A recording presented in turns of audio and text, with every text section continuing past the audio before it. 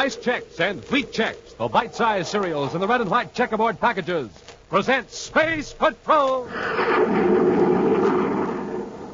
High adventure in the wild, vast reaches of space. Missions of daring in the name of interplanetary justice. Travel into the future with Buzz Corey, Commander-in-Chief of the Space Patrol. In today's transcribed Space Patrol adventure, Buzz and Happy are in their spacesuits aboard a wrecked spaceship, stranded on a meteor. Through the nose port, they watch an enemy spaceship land.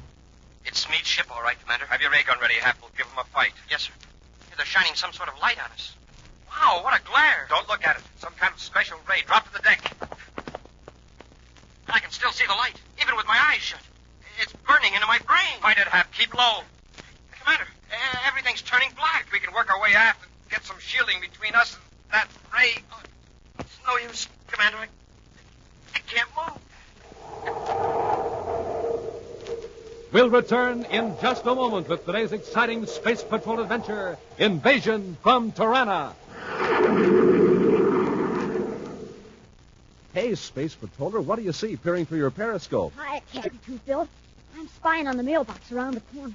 I'm spying on my pals, all of them dropping letters into the box. You know what they're sending away for? The swell Space Patrol periscope? You bet, Captain. Well, Space Patrollers, you better take a tip from our pal here and send for your Space Patrol periscope today. And I don't want any of you to miss out on the neat fun you can have spying through the eye of your own periscope.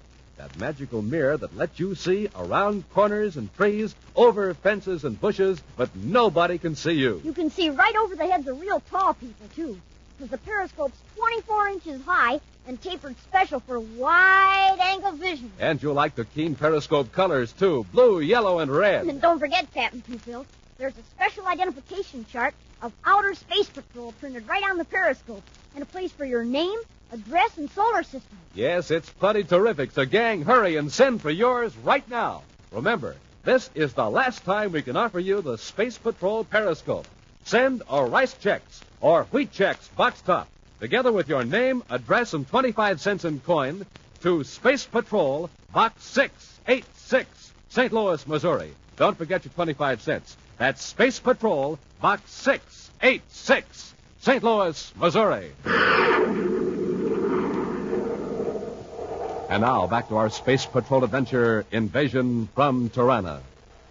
Commander Corey and Cadet Happy are in their Star Drive spaceship, cruising far beyond the orbit of Tiranna 15, outermost planet of a remote solar system in the constellation Pegasus. With their Space Patrol periscope, they're observing Tiranna's preparations for the coming attack upon the United Planets. Right now, the instrument is focused on a vast spaceport near the capital city of Tiranna. Wow. There must be 100 spaceships there, Commander. And all Star Drive jobs from the looks of them. That's just one spaceport. Maybe 10 more on other planets with just as many ships. Well, how are we going to locate them all, sir? It would take months to search all 15 planets with just this one periscope. We can't hope to find out how many ships are going to attack. We'll be lucky if we can find out when the invasion starts.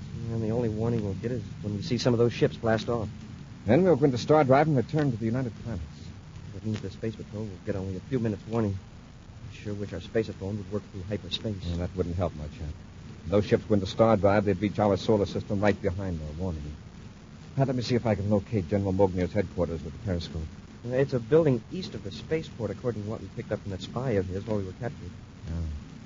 Have rig up the microfilm camera to the periscope. May be able to photograph some Tirannian documents. Well, that won't do much good, sir. We can't read Tirannian. No, but back on Terra, there are a couple of captured Tirannian spies that can translate for us. Yeah, that's right. And the brainograph can tell us whether they're telling the truth or not.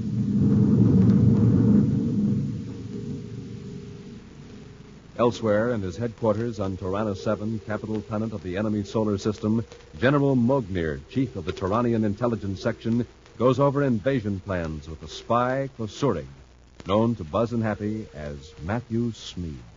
I have just received word from Central Commander. Our task units on 8 other planets are ready for embarkment. Then we are waiting for the unit here on Tiranna 7. Yes, Kasuri. The ships of the command unit are being loaded with supplies now. Look. Mark this date on the calendar, Kasuri. This is the date of our attack on the United Planets. Yes, General. And I trust I am being considered for a suitable command in the occupation forces? I'll consider that matter after our next campaign. Our next campaign? Yes. After the United Planets are under control, Tiranna will launch an offensive against Varkol. What?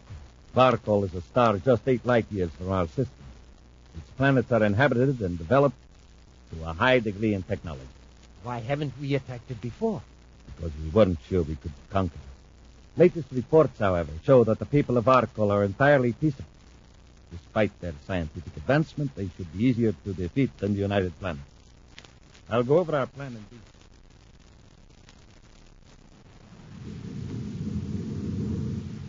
Well, Commander, it's all on microfilm, but I don't see that it'll do us much good. It's too bad we couldn't hear what the General and Smead were talking about.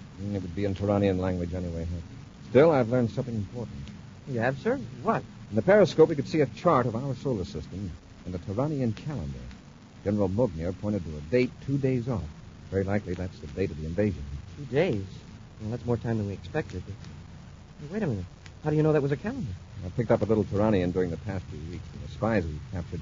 Naturally, I can't translate any of their documents, but I know their number system, and I know how they measure time. That was a calendar, all right. And we've got 2 days warning. No, less than that. 1 day on Tiranna 7 is much shorter than a 24-hour period in our solar system time. In fact, it's just a little more than 6 hours. Wow. Then 2 days Tiranna time is about 12 hours in our solar system. Right. But from watching General Mugnier at that star chart, we've got a pretty good idea where the attack will originate. Yeah, but he was pointing to some other part of space, a lot nearer to Tiranna than our solar system. I noticed that, Happy. There's a star about 8 light years from Tiranna. If Mugnier was talking about it at this time, I'd say it was either an ally of Tiranna or their next victim. Commander, look. Isn't that a spaceship in the viewscope? Yes, probably a Tirannian patrol ship. It's a long ways off. Not across vector. I don't think they've seen us yet. We'll increase velocity and go into star drive now. Hey, what's that? Get a directional fix in that signal. Yes, sir. Sounds like some sort of automatic code. Yes. It's too simple for a message. Could be a warning or a sign that we've been picked up by a Tirannian patrol. I don't think it's coming from that other ship, Commander. It seems to be coming from about 15 degrees off our starboard. Yeah, I think I've got it fixed, sir. That distress signal is originating at 16.5 degrees off our present heading. I'll adjust the viewscope, Hap. Why do you call it a distress signal? Gee, sir, I don't know. It just popped into my head, that's all. You may be right. Look at the starboard viewscope. It's a meteor. Yes, look what's on it. Spaceship. A Tirannian ship must have cracked up, and their spaceophone is sending out an automatic signal. Could be. Take a look at that ship. Doesn't look like any Tirannian spacecraft I've seen. It sure doesn't. And there are probably a lot of planetary-type ships in the Tirannian system. Yeah. And that ship way back there at our rear. It's probably coming to rescue him. Maybe. That ship is on our vector, not the meteor's. Well, anyway, it's no problem of ours, is it, sir? I mean, even if we were perfectly safe, this isn't our solar system. No, it isn't. That ship on the meteor, I don't know why, but I'd swear it isn't a Tirannian ship. Well, after all, if we tried to help, we'd probably be captured. And our first duty is to alert the United Planets about the attack. Isn't that right, sir? Sure, Hap, that's fine. Well, even if it only took a few minutes, it's still too big a risk. Poor fella. All alone on a meteor and in a strange solar system. You know he's all alone. In fact, how do you know anyone's alive after that crash? Obviously, it's an automatic signal. Yeah, that's right. But somehow I get the impression that... Well, we're pretty near up to star drive velocity, aren't we, Commander? Get 2 spacesuits out of the locker, Happy. 2 spacesuits? We'll need them when we land on that meteor on the double, Hap. Yes, sir, Commander. After rapidly decelerating, Buzz changes vector and heads for the meteor. A few moments later, the star drive ship lands on a barren lump of rock near a damaged spaceship of strange design. In their spacesuits, Buzz and Happy are approaching the wreck. There's no sign of life, sir. No. It's funny about that signal. Cut out just as we changed vector and headed for the meteor. The ship's pretty badly damaged, Commander. There's a big hole in the hull. If anyone's in there, they'd better be wearing a spacesuit. Yeah. I don't see that other ship. Say, maybe they lost us when we changed vector. I hope so. All right, Hap, let's see if we can get the hatch open. Yes, sir. I hope it isn't locked from inside. There.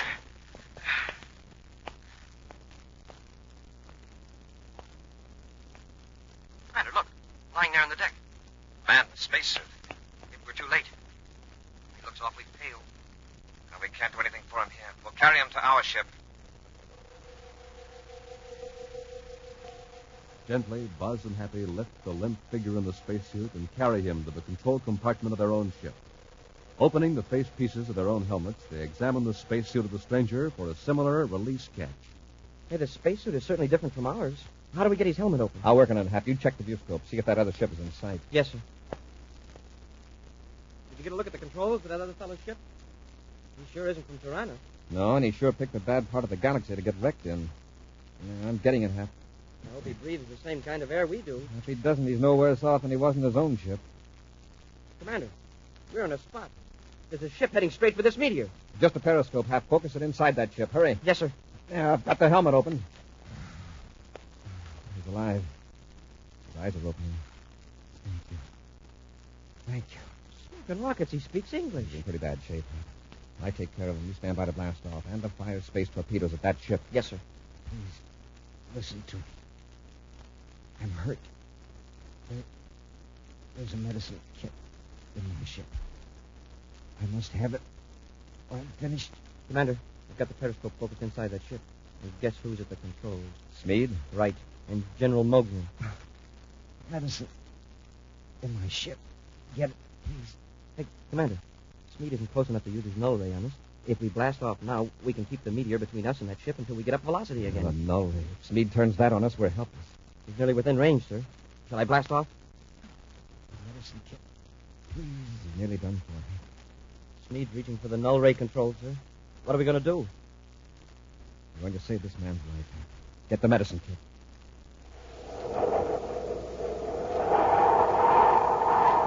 We'll return to Space Patrol in just a moment. It's 1st and 10 and goal to go. And man, oh man, you don't miss a play when you're peering through the secret eye of your swell Space Patrol periscope. Yes, sir, gang, a periscope comes in mighty handy when you watch a football game or parade. You can use it to see over the heads of the crowds like I'm doing right now. It's a big, 24 inches high, tapered special for wide-angle vision. A mirror on top, one on the bottom, too. Use it to spy on your Earth pals. The periscope has magic mirrors that let you see around corners and trees, over fences and bushes, but nobody can see you. And say, you and your gang will have a neat time putting your periscopes together. The Space Patrol periscope comes in an official Space Patrol envelope. Just follow directions. They're printed right on the envelope. And in minutes, you're set to start peering through your periscope. So, gang, send for yours today. This is the last time we can offer it. The terrific Space Patrol periscope. Just send a Rice Chex or Wheat Chex box top, together with your name and address and 25 cents in coin, to Space Patrol, Box 686, St. Louis, Missouri. That's Space Patrol, Box 686, St. Louis, Missouri. This offer good only in the USA and may be withdrawn at any time. Now, don't forget your 25 cents and your Rice Chex or Wheat Chex box top. And now, back to our Space Patrol adventure, Invasion from Tiranna. Although they knew a Tyrannian patrol ship was after them, Buzz and Happy landed on a small meteor, answering a distress call from a strange spaceship that had crashed. They removed a man in the spacesuit from the wreck, bringing him to their own ship. To their surprise, the rescued man speaks English. Seriously injured, he begged them to bring a medicine kit from his ship. But unless Buzz and Happy blast off quickly, they'll soon be within range of the null ray of a Tyrannian patrol ship now rushing toward the meteor. In the patrol ship, the spy Matthew Smead grins triumphantly as the meteor grows larger in the viewscope screen and the images of the two ships are outlined against the dark, jagged rock. We've got Corey this time, General Mogul. He's within a range of the null ray, and he's helpless. Why did he land on that meteor in the first place? He could have escaped into Star Drive in another few minutes. Obviously, he was investigating that other ship. But that other ship isn't one of the United Planets ships. And it isn't one of ours. If that isn't one of our ships on the meteor, where is that from? I was just examining it, sorry. And I do believe we're doubly in luck. That wrecked ship is from Barco. Barco? Our next target for Congress. Are you sure? I'm not positive. I haven't briefed myself yet on the characteristics of Barco's ship. But it fits the general description. But I thought the ships from Barco stayed close to their home planet. Perhaps it's a spy ship. If so, it has met with the fate it deserves. However, this will give us a chance to study Barco's equipment. Yes, Kasorik, we've netted a double prize this trip. Corey, and the ship embark. As the Tyrannian ship approaches closer to the meteor, Commander Corey does his best to make his injured guest comfortable, while waiting for Happy to return with the medicine kit from the wrecked ship. I got it, Commander. Open the kit, Happy. Hold it so you can see the contents. Now raise your head a bit. There, can you see the medicine? Yes. Yes, thank you. It's that blue container. He's sure weak. He can hardly lift his hand. The heavy spacesuit isn't helping much. Yeah. This container, you mean? Yes. Put one capsule between my lips. Hurry, please. Looks like it's slipping fast. Here, my friend. You want some water with it?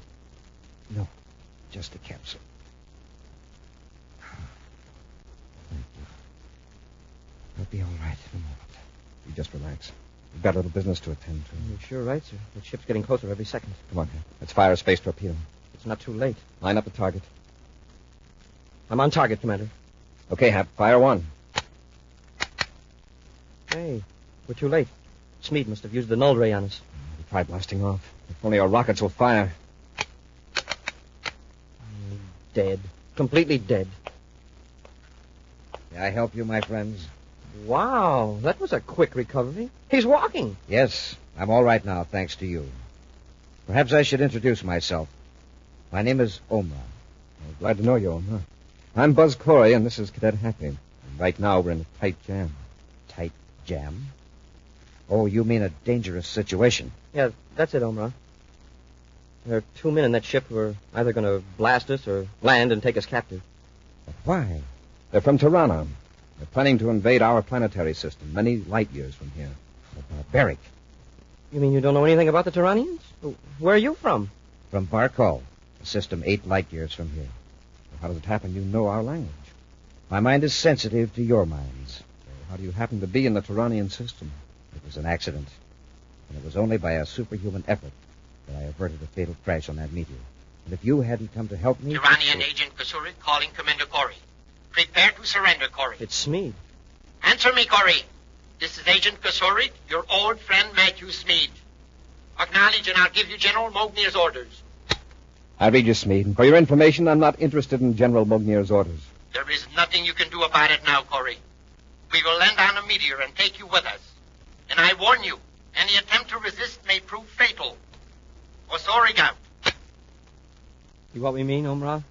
And you stopped to help me, knowing you were in danger from this man? Well, it looks like our help didn't accomplish much. Might as well warn you, Omra, we're going to fight. When Smeed and General Mognir land, this ship isn't going to be a very safe place for you. There's something else. I can't be sure, but I think your own planetary system is next on Tiranna's list for conquest. But Barkal has done nothing to the Tyrannians? A lot that has to do with it. We didn't do anything to them either. Come with me to my ship. Your ship's wrecked. Still, if you've got weapons aboard, we can make a stand there. There isn't much time. Hurry. All right, Omar. Adjust your facepiece, Happen. Let's go. In the damaged, airless hull of Omra's ship, the 3 men wearing spacesuits look through the nose port as the Tyrannian ship approaches the meteor. Won't be long now, Omra. Let's have a look at those weapons and show us how to use them. I have no weapons aboard, Commander. What? Excuse me, my friends. There is a matter I must attend to. Gee, Commander, maybe you and I ought to go back to our ship. No, Smeed and General Mognir will probably assume we're there. Maybe that'll give us a chance to take them by surprise. Omra, what good is that spacephone going to do?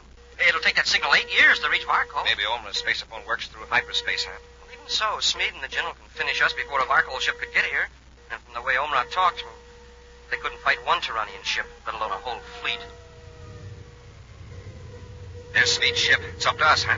What do we do? Wait till they get out of their ship and use the ray guns on them? It's the only thing we can do. They'll probably try to surprise us in our ship by entering through the cargo hatch. Yeah, that'll be a break. We can trap them inside. Yeah. One of us can guard the cargo hatch and the other one the main hatch. What's holding them up? I know. They probably picked up Omra's signal. And they know that we're in here. Omra, could you cut off that transmitter? All right, Commander. What were you trying to do, Omra? Contact Happy, look. They're up to something. They're shining some sort of light on us. Wow, what a glare. Don't look at it, Hap. It's some kind of special ray. Drop to the deck. I can still see that light, even with my eyes shut. It's burning into my brain. Commander, Everything's turning black. We can work our way aft and get some shielding between us and that ray. It's no use, Commander. I can't move.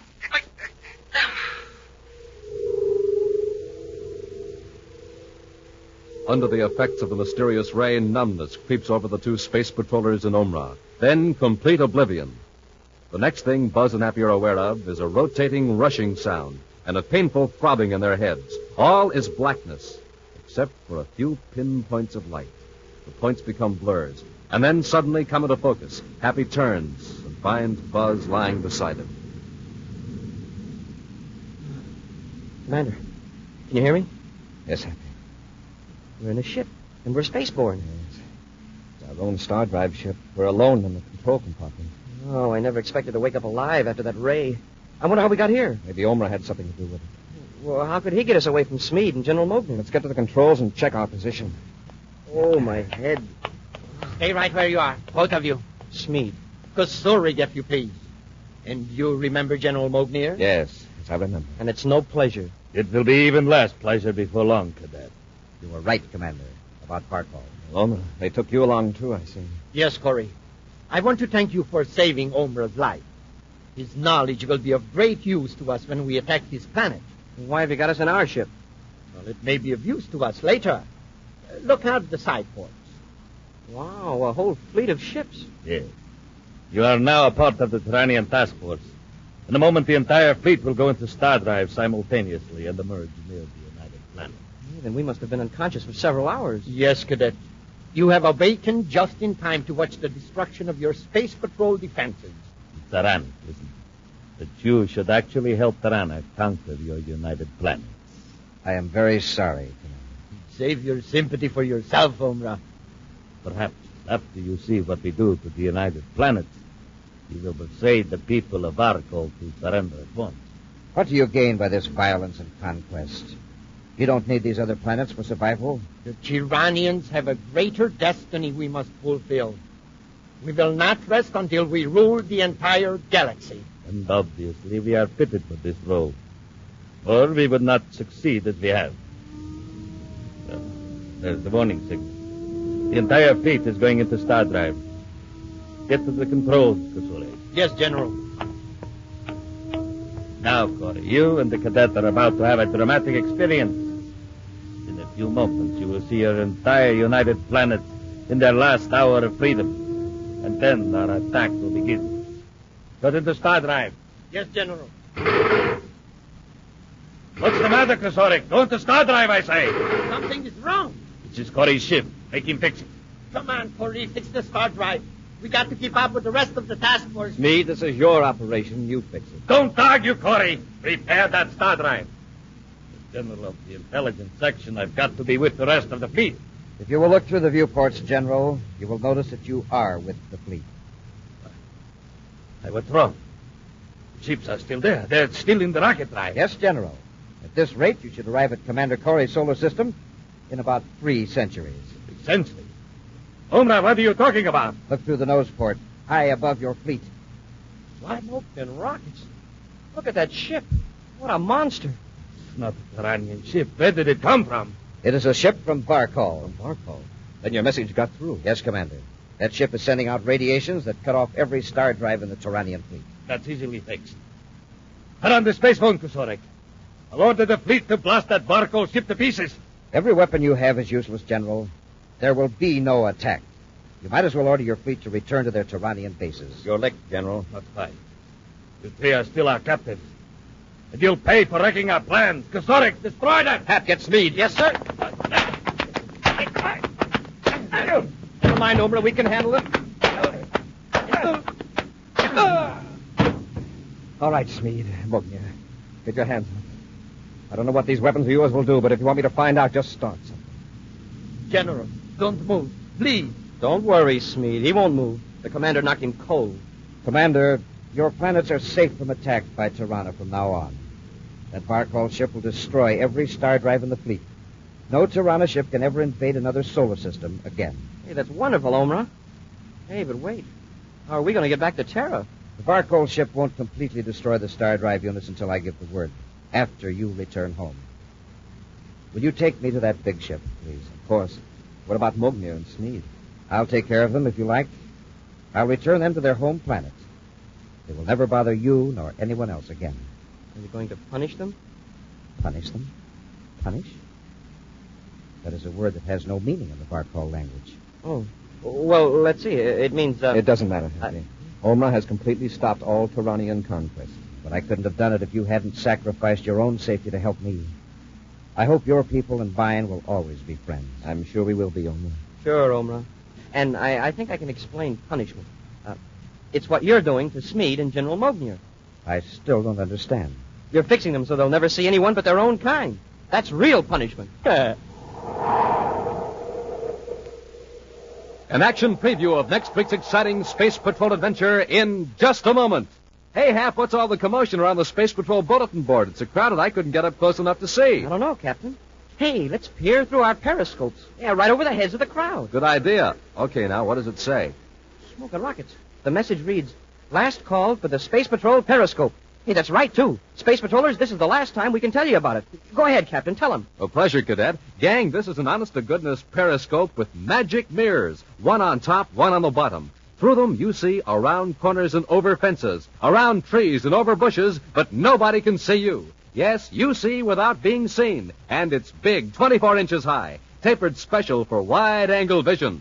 There's a special identification chart printed right on it. Pictures of the citizens of all the major planets. Jumpin' Jupiter, you're going to have lots of fun playing secret space agent or Earth spy with a Space Patrol periscope. But remember, this is the last time that we can make this terrific offer. So, Space Patrollers, right away today, send a rice checks or wheat checks box top, together with your name and address and 25 cents in coin to Space Patrol, Box 686, St. Louis, Missouri. That's Space Patrol, Box 686, St. Louis, Missouri. Don't forget your 25 cents and a rice checks or wheat checks box top. A, B, C, D, E, F, G. Bite-sized checks taste good to me. Bite-sized checks, wheat checks, rice checks. Get your checkerboard cereal today.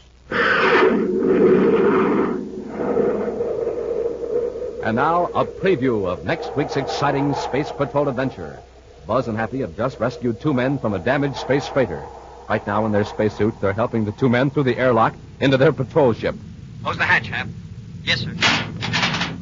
Raise our face pieces now. The cadet will take you back aft, men. Thanks. Hap, that other fellow's injured. Better hold him. Right, Commander.